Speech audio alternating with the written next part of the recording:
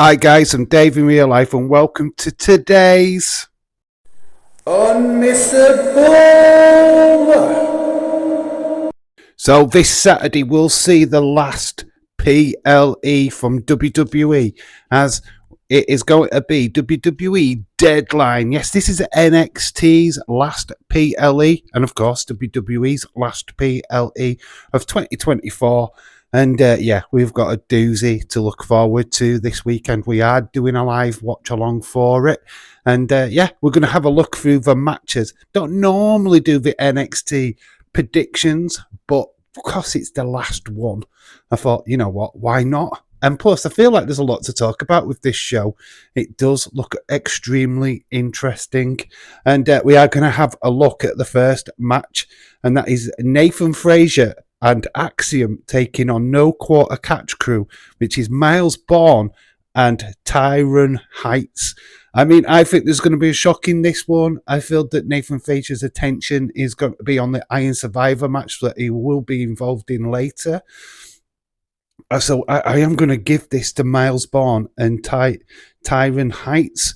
I feel that this is a good way of bringing in new tag teams, a good way of using the newer talent on NXT. And I think we've had the championship has been on at Axiom for quite some time now, and we are starting to see a bit of competitive split here. I mean, I don't know. I feel like these two are kind of bickering. Axiom not thinking that Nathan Frazer's bringing his A game. Obviously, Nathan Frazer feeling that Axiom should have been the one to have joined him in the Iron Survivor match. Yeah, so I feel that the cost of Nathan Frazer's involved in that, I do think that is the reason why the titles change hands on this occasion. So I'm going for Miles and Tyron, No Quarter Catch Crew being the new tag team champions. Then we go on to another singles match, and that is Lola Vice taking on Jaida Parker in an NXT Underground match. Yeah, these matches are pretty brutal. And yeah, obviously, I do go with Lola Vice here. She is a former MMA fighter. I feel that her MMA background is why they do these matches in the first place. And of course, I think that WWE or NXT at least, are pushing this woman to. I mean, she hasn't been around. Don't think she was around the last PLE for some reason. But I feel that she's going to pick up the win here over Jaida Parker. And don't get me wrong, I love Jaida Parker. She is definitely going to have a great 2025 for sure. But I feel like they are strapping a rocket ship to Lola Vice's back at the moment. And it won't be long before Lola Vice is back in that main event scene in NXT. Then we have the first of the Iron Survivor matches.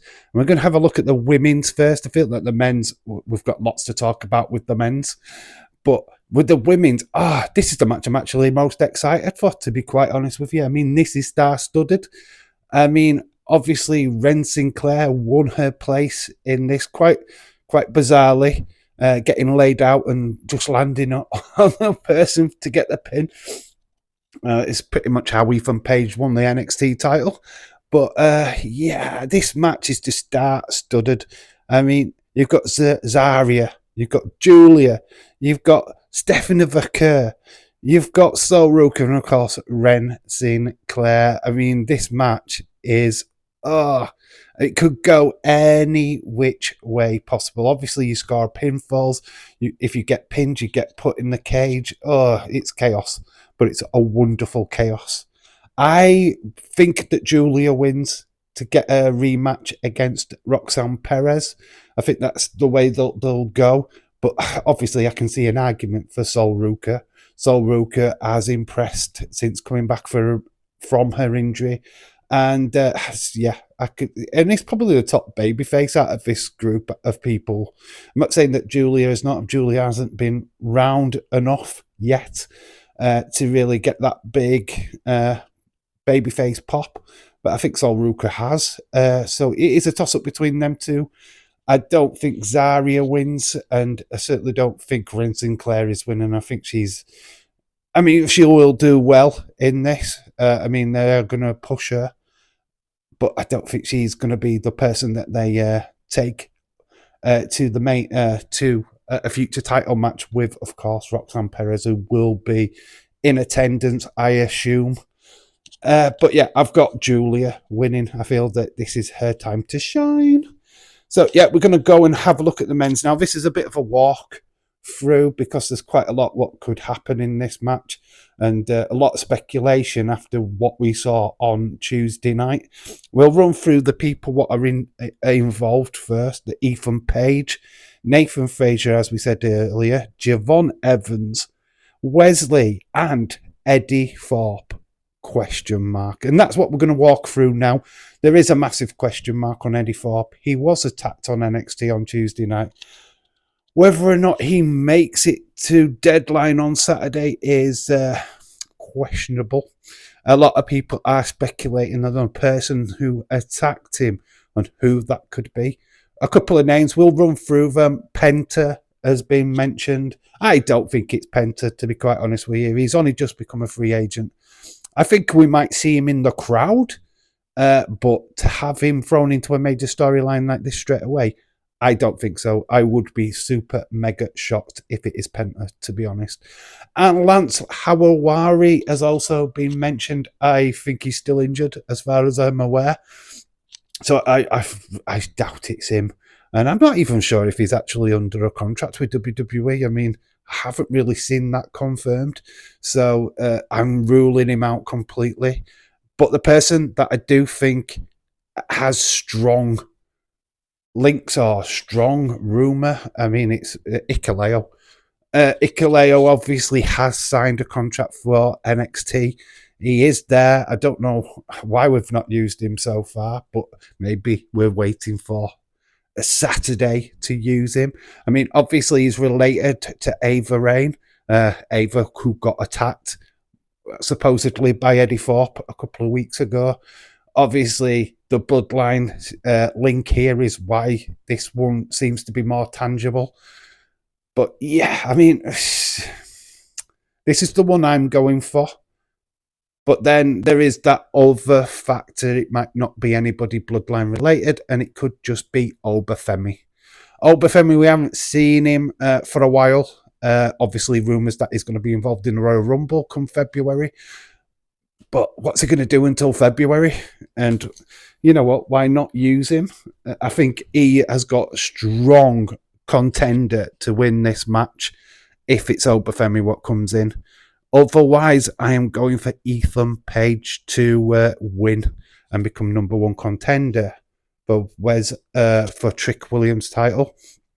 I feel that that's the way they're going to go. But yeah, obviously speculation is rife with this match. Who turns up? Is it Eddie Thorpe or is it somebody else? Who knows? And that is, don't you love it when WWE do this kind of booking and just leave you guessing until the last minute? So yeah, I'm expecting a shock, to be quite honest with you. Ikaleo, obviously they've trademarked the name Tala Tonga. I don't know if that's what they're going to call him. It certainly won't be Ikaleo. I would have thought they would change his name. And also, just a quick mention, Ikaleo does have past with Eddie Thorpe. Both were in New Japan Pro Wrestling. So you know what I mean? You know what I mean? They have a past. They have a history. Obviously, Eddie Thorpe was known as Cal Hendricks when he was in New Japan. So, yeah, this is not a stretch at all.